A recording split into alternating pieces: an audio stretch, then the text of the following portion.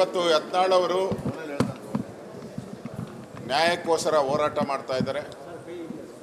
ನಾವೆಲ್ಲರೂ ಕೂಡ ಯತ್ನಾಳ್ ಅವರು ಹೋರಾಟ ನ್ಯಾಯಕ್ಕಾಗಿ ಮಾಡ್ತಾ ಇರೋ ಹೋರಾಟಕ್ಕೆ ಬೆಂಬಲ ಕೊಡೋಕ್ಕೆ ನಾವೆಲ್ಲರೂ ಕೂಡ ಬಂದಿದ್ದೀವಿ. ನಿನ್ನೆನೂ ಕೂಡ ರಾತ್ರಿ 9 ಗಂಟೆಗೆ ಬಂದು ನಾನು ಅಧಿಕಾರಿಗಳ ಜೊತೆ ಎಲ್ಲ ಚರ್ಚೆ ಮಾಡಿದೆ.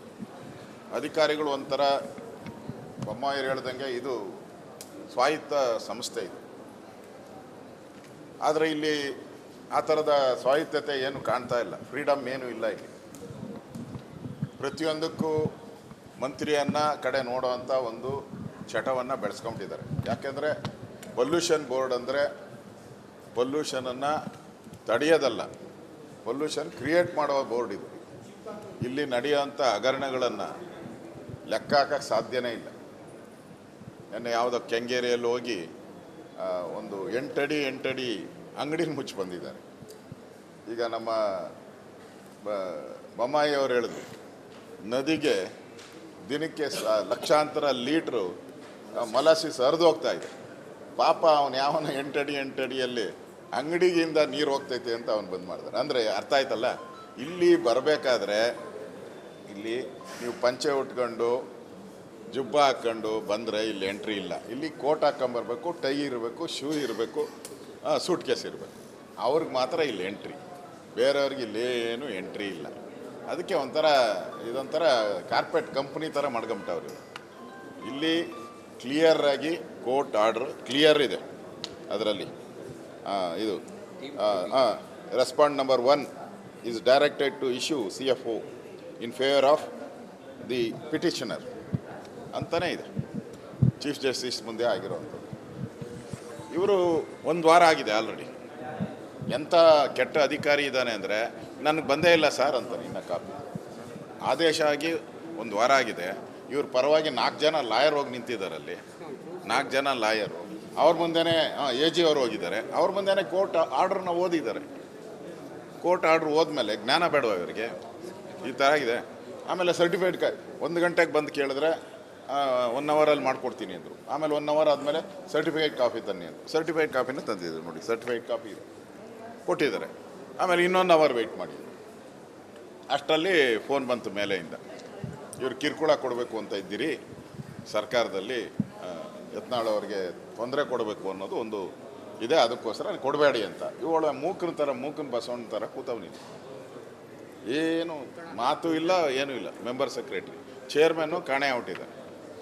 ನಾವೆಲ್ಲ ಇಷ್ಟೊಂದು ಜನ ಬಂದಿದ್ರಿ, ಮಾಜಿ ಮುಖ್ಯಮಂತ್ರಿಗಳು, ಅಪೋಸಿಷನ್ ಲೀಡ್ರು, ನಮ್ಮ MLAಗಳು, ನಮ್ಮ ಡೆಪ್ಟಿ ಲೀಡರು ಅಶ್ವಥ್ ನಾರಾಯಣ್ ಅವರು, ಉಪಮುಖ್ಯಮಂತ್ರಿ, ಇಷ್ಟು ಜನ ಬಂದರೂ ಕೂಡ ಅವನೊಬ್ಬ ಚೇರ್ಮನ್ನು ತಪ್ಪಿಸ್ಕೊಂಡು ಕಳ್ಳರನ್ನ ರೀತಿ ಹೋಗೋದು. ಬಂದು ಉತ್ತರ ಕೊಡಬೇಕಲ್ಲ. ಅವ್ರಿಗೆ ನ್ಯಾಯ ಇದ್ದಿದ್ರೆ ಉತ್ತರ ಕೊಡೋಕ್ಕೆ ಏನು ಸಮಸ್ಯೆ?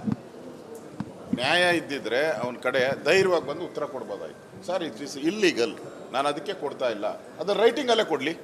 ಕೊಟ್ಬಿಟ್ಟು ನಾನು ಹೈಕೋರ್ಟ್ ಚೀಫ್ ಜಸ್ಟಿಸ್ ಆರ್ಡ್ರನ್ನ ನಾನು ಫಾಲೋ ಮಾಡಲ್ಲ ಸರ್, ನಾನು ಸರ್ಕಾರದ ಆದೇಶ ಫಾಲೋ ಮಾಡ್ತೀನಿ ಅಂತ ಹೇಳಿ. ಅದನ್ನು ಹೇಳ್ತಾ ಇಲ್ಲ. ಈ ಕಡೆ ತಲೆನೂ ಹಾಕಿಲ್ಲ. ಆ್ಯಕ್ಚುಲಿ 11 ಗಂಟೆಗೆ ಮೀಟಿಂಗ್ ಇತ್ತು ಇಲ್ಲಿ. ಮೀಟಿಂಗು ಬಂದಿಲ್ಲ ಇಲ್ಲಿ.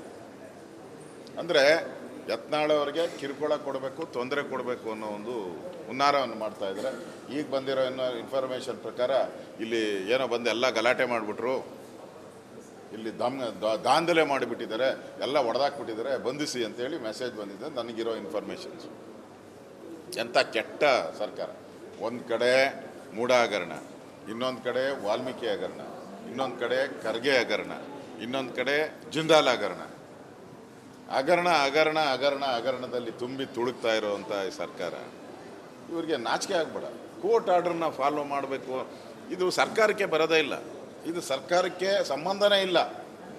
ಈ ಬೋರ್ಡೇ ಇಲ್ಲೇ ತೀರ್ಮಾನ ತೆಗೆದುಕೊಳ್ಬೇಕು. ಸೆಕ್ರೆಟರಿ ಮತ್ತು ಚೇರ್ಮನ್ ಇವರಿಬ್ಬರೇ ತೀರ್ಮಾನ ತೆಗೆದುಕೊಳ್ಳುವಂಥ ಆರ್ಡ್ರ್ ಇದು.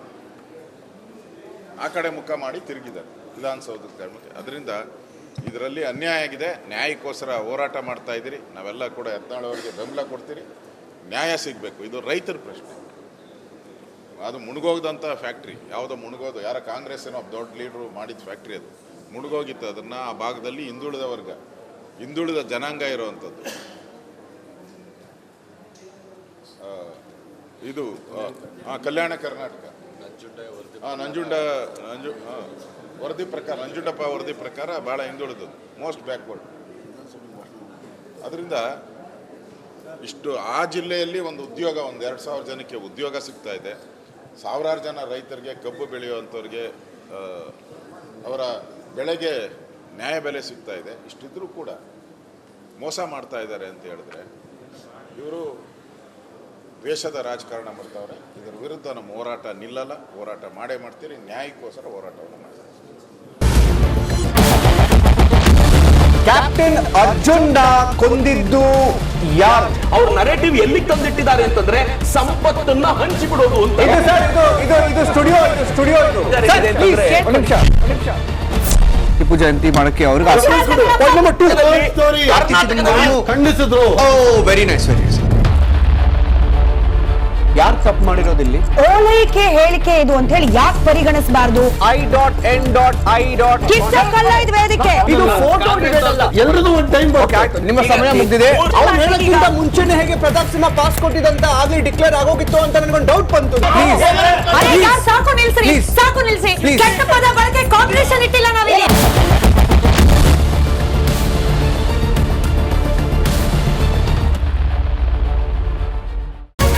ರಿಪಬ್ಲಿಕ್ ವರ್ಡ್ ಆಪ್ ಇದು ಕೇವಲ ಅಪ್ಲಿಕೇಶನ್ ಅಲ್ಲ, ಸಮಗ್ರ ಸುದ್ದಿಗಳ ಸಂಪರ್ಕ ಮಾರ್ಗಕ್ಕೆ ಕ್ರಾಂತಿಕಾರಿ ಬದಲಾವಣೆ. ರಿಪಬ್ಲಿಕ್ ವರ್ಡ್ ಆಪ್ ಕೇವಲ ಸುದ್ದಿ ಅಪ್ಲಿಕೇಶನ್ ಪರಿಚಯಿಸ್ತಾ ಇಲ್ಲ, ಬದಲಾಗಿ ಡಿಜಿಟಲ್ ಸುದ್ದಿ ಬಳಕೆಯ ಹೊಸ ಯುಗಕ್ಕೆ ನಾಂದಿ ಹಾಡ್ತಾ ಇದೆ. ಇದೊಂದು ಬ್ರೇಕಿಂಗ್ ನ್ಯೂಸ್, ಪ್ರಭಾವಶಾಲಿ ಕಾರ್ಯಕ್ರಮಗಳಿಗೆ ಗಟ್ಟಿಯಾದ ನ್ಯೂಸ್. ಇಲ್ಲಿ ಕೇವಲ ತಾಜಾ ಸುದ್ದಿ, ಅದರ ನೇರ ಪ್ರಸಾರ ಮತ್ತು ಚರ್ಚೆಗಳಿಗೆ ಮಾತ್ರ ಅವಕಾಶ. ರಿಪಬ್ಲಿಕ್ ವರ್ಲ್ಡ್ ಆಪ್ ಡೌನ್ಲೋಡ್ ಮಾಡಿಕೊಳ್ಳಿ. ಗೂಗಲ್ ಪ್ಲೇಸ್ಟೋರ್ ಮತ್ತು ಆಪಲ್ ಆಪ್ ಸ್ಟೋರ್ನಲ್ಲಿ ಲಭ್ಯವಿದೆ. ನಮಸ್ಕಾರ, ಕರ್ನಾಟಕ ಪ್ರೈಮ್ ಟೈಮ್ಗೆ ಸ್ವಾಗತ. ನಾನು ಜಯಪ್ರಕಾಶ್ ಶೆಟ್ಟಿ. ಇಡೀ ಕರ್ನಾಡು ಇವತ್ತು ರೆಬೆಲ್ ಆಗಿ ನಿಂತಿದೆ. ಈ ಹಗರಣಗಳನ್ನು ಸದನದಲ್ಲಿ ಪ್ರಸ್ತಾಪ ಮಾಡಲು ಕೂಡ ಕಾಂಗ್ರೆಸ್ ಹಿಂದೇಟು ಹಾಕಿದ್ದೇಕೆ?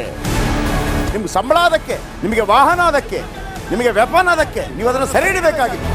ನೀವು ವಿದ್ಯುತ್ ಬರ ಇದೆ ಅಂತ ಹೇಳ್ತಾ ಇದ್ದೀರಿ, ಎಲ್ಲಿ ಬರ ಇದೆ ನೀವು ಹೇಳಬೇಕು. ಪಾಕಿಸ್ತಾನ್ ಆಕ್ಯುಪೈಡ್ ಕಾಶ್ಮೀರ್ ಅದು ಎಂದೆಂದಿಗೂ ನಮ್ಮದು. 40 ಮೆಷಿನ್ಗಳು ತಂದಿತ್ತು ನೋಟ್ ಎಣಿಸುವುದಕ್ಕೆ, ಅದೇ ಹಾಳಾಯಿತು. ಮಥುರಾದ ಗಲಾಟೆ ಇದೆಯಲ್ಲ, ಅದು ಸ್ಥಳೀಯವಾಗಿ ಕೂತು ಪರಿಹರಿಸಬಹುದಾದಂಥ ಕಾನೂನಿದೆ. ಗ್ಯಾರಂಟಿ ಯೋಜನೆಯಿಂದ ನಷ್ಟ ಆಗಿದೆ, ಲಾಭ ಆಗಿದೆ, ದಯವಿಟ್ಟು ಹೇಳಿ. Dawood Ibrahim most wanted criminal ಯಾವಾಗಾದ ಅಂದರೆ ಇಲ್ಲಿ ತನಕ ಭಾರತ ದೇಶದಲ್ಲಿ ಓರ್ವ ದಲಿತ ಪ್ರಧಾನಿಯಾದಂಥ ಇತಿಹಾಸವೇ ಇಲ್ಲ.